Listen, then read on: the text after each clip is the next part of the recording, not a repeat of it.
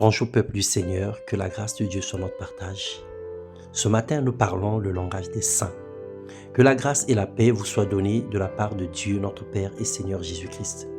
Ésaïe 8, le verset 12, il est écrit « N'appelez pas crise tout ce que ce peuple appelle crise, ne craignez pas ce qu'il craint et ne soyez pas effrayés. » Lorsqu'un homme charnel écouterait avec ses oreilles, l'homme spirituel lui écoute avec son cœur. Les 5 sens que possède l'être humain lui empêchent de saisir le langage de Dieu, car Dieu est esprit. Jean 4, le verset 24, il est écrit « Dieu est esprit et il faut que ceux qui l'adorent en esprit et en vérité. » Ce que le monde appelle crise, précarité, souffrance et catastrophe, pour Dieu c'est un langage, un signal d'alerte pour dire à l'homme que les signaux sont orange et qu'on arrive au rouge très bientôt. Luc 1, 77, afin de donner à son peuple la connaissance du salut par le pardon de ses péchés. Il faille que chacun prenne conscience de son salut. Le retour de Jésus-Christ est proche.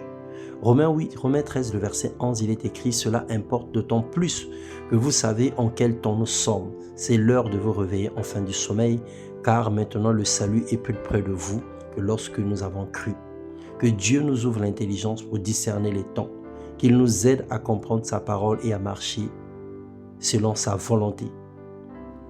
Que sa main puissante et agissante ôte les écailles de nos yeux afin que nous puissions discerner la volonté de Dieu. Père, nous te bénissons, nous te rendons grâce parce que tu es celui qui nous parle et celui qui nous aime. Tu es celui éternel des armées qui est maître des temps et des circonstances, qui fait concourir toutes choses à notre bien. Nous te rendons la gloire et nous prions, Seigneur, que tu nous aides.